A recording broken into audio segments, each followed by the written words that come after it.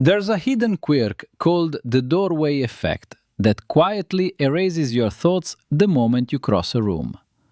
Almost no one knows it's happening thousands of times a year inside their own head. But it is. You stand up. You know exactly what you need. Keys, phone, a glass of water. Something important, right? You walk into the next room. And then, nothing. A blank. A soft white hum where thoughts were. You look around like the answer is written on the wall. It isn't. You feel a little stupid. You shouldn't. Because it isn't you. It's the doorway. Turns out the doorway itself is the sneaky thief. Imagine you're living in a normal week. You're standing in the kitchen. You remember scissors are in the bedroom. You walk down the hall. You cross the threshold. And the thought evaporates. You stand there, mildly betrayed. You are not aging. You are not distracted. You are not stupid. This happens to 5-year-old kids too. It happens to college students during exams. It happens to airline pilots between the cabin and the cockpit. It happens to surgeons.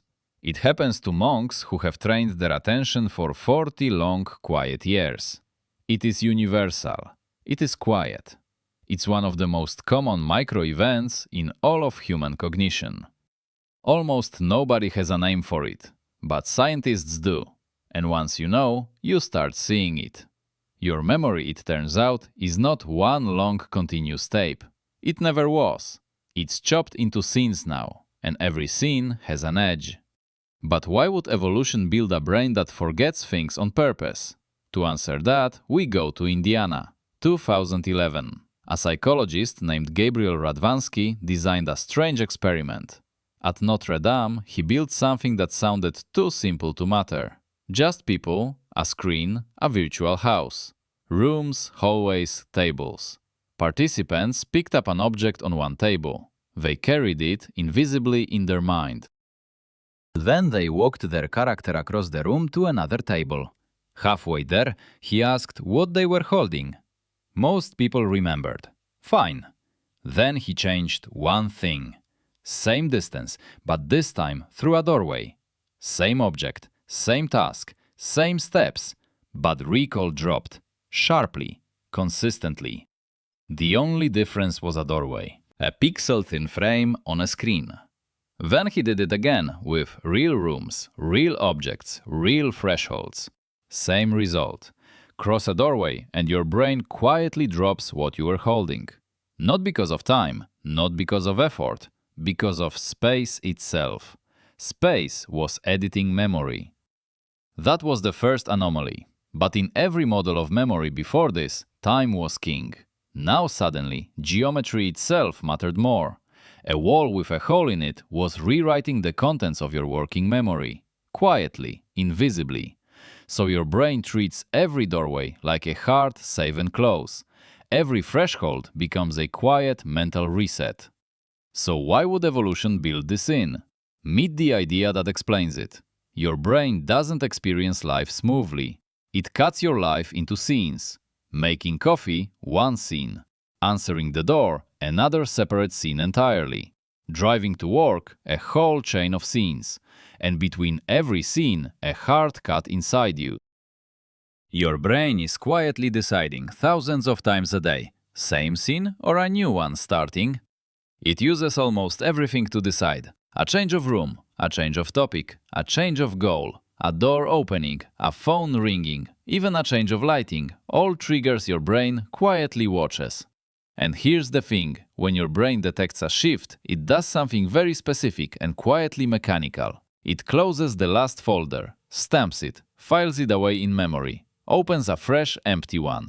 Scientists call this trigger a prediction error. Your brain is always guessing exactly what will happen next. The second reality stops matching the guess, an alarm bell goes off inside. New scene, reset now. And the thing you were holding in mind, the scissors, the reason, the sentence, gets left behind. It's abandoned in the folder that just closed. Your day is secretly a stack of tiny movies. And you are the editor who completely forgot that he's editing his own life every single day. Now here comes the twist. Because if it were just physics, walls and door frames, you could work around it. But you can't.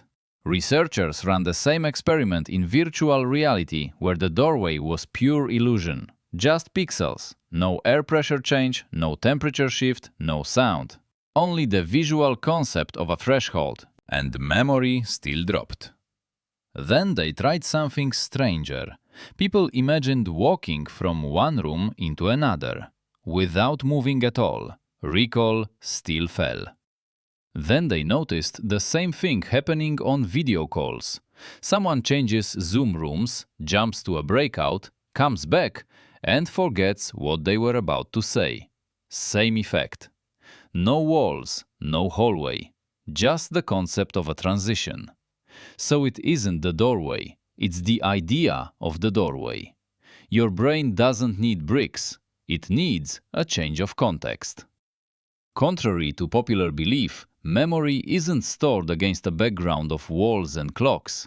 It's stored against meaning. When the meaning shifts, new place, new topic, new self, your brain treats that as identity change.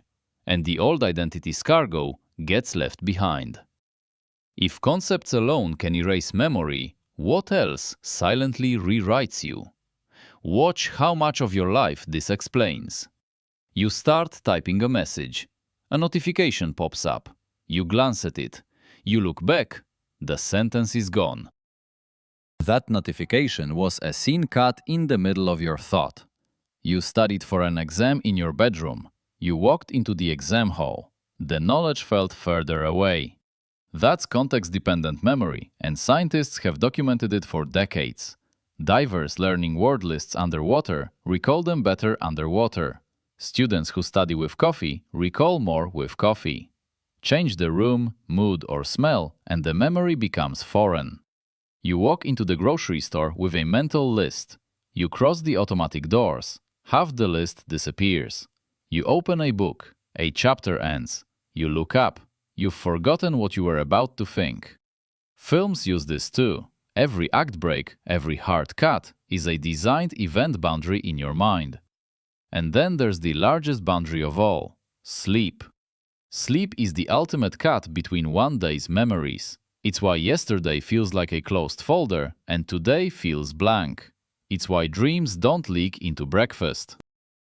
Your brain does not experience life continuously. It experiences it in packets, wrapped, labeled, and stacked away. But here's the thing. There's a deeper reason evolution wired this in, and you're about to see why. Think about what continuous memory would actually cost. If your brain never segmented anything, you would drown within minutes. You could not plan. You could not decide. You could not even have a self at all. Scientists believe segmentation is what allows almost every high-level human ability we casually take for granted daily. Planning requires imagining discrete future events. Prediction requires comparing this scene to other remembered scenes in memory. Story requires beginning, middle, end. Even your sense of being one continuous person is stitched from tiny episodes. But here's the thing. When segmentation goes wrong, genuinely terrible things start happening inside a human mind. In early Alzheimer's, event boundaries blur. Hours smear into each other. Time itself loses its clean edges. In PTSD, one traumatic event refuses to close its folder, bleeding endlessly into every new scene lived. Turns out, people who segment life more clearly, who notice boundaries sharply, actually remember more, not less. Cleaner cuts, richer episodes. Memory is not a recording. Memory is a curated highlight reel assembled by an editor very sure about where the scenes should end. And that little blank in the doorway, it is not a bug in that editor. The forgetting itself is the intelligence of your evolved mind. So, what should you actually do, standing blank and confused in that ordinary doorway of an ordinary room? Here is the practical part. First, when you walk into a room and blank, do not stand there straining. Walk back. Retrace your steps to the room you came from. The moment you re-enter the original context, the same chair, the same window, the same corner of the counter, the old event model reloads, and the thought usually snaps back within seconds. This is not superstition, it is well-documented context reinstatement. Second, before you move, say your intention out loud. One sentence. Scissors from the bedroom. Simple as that. Speaking it welds the goal to your motor plan, so it survives the walk across the threshold. Third, as you cross, visualize the destination as part of the same scene. Picture the drawer already open. Picture your hand on the object. You trick your brain into keeping one continuous event model across the threshold, instead of cutting a new one at the doorway. Fourth, use boundaries on purpose, deliberately, for memory. If you want long-term recall for a language, a subject, a skill, study it in different rooms, at different times, with different backgrounds. You attach the memory to more scenes, so it survives more shifts. Fifth, and this is the quiet one, respect transitions instead of fighting them. Just let them happen. When you finish a task, take a breath. Let the folder close cleanly. Then walk into the next one. People who honor their event boundaries, a small pause between meetings, a walk between projects, remember more. They remember more of their day, not less. And there's one final implication most people miss entirely. If life is stored in scenes, the shape of your remembered life depends on how many scenes you cut. A year of the same commute, same desk, same rooms, that year has almost no boundaries at all. Your brain files it as a small handful of long, blurry events. It feels short in memory, almost invisible. Now think about a week of travel. New streets, new food, new rooms every night, new faces every day. That week has hundreds of boundaries, hundreds of little scenes. In memory, it feels longer than the whole year, not because more happened by the clock, because more got filed. This is why childhood summers felt endless. Everything was a first threshold. Adults stuck in routine cross fewer boundaries, so the brain files fewer folders. The cure is not to slow down. The cure is to cross more doorways, real ones, mental ones. New rooms, new neighborhoods, new topics, new people. Every genuine threshold you cross is a scene the editor keeps, which means the cure for a blurry life is simply more doorways, more thresholds, more real scenes to file. Want to know why time speeds up as you age and what science says you can do about it? Watch that one next. Tell me in comments, what's the last thing you forgot walking into a room? Subscribe if you want more quiet breakdowns of the strange machinery running behind your own eyes every day. Next doorway you cross, notice what your brain quietly deletes and what it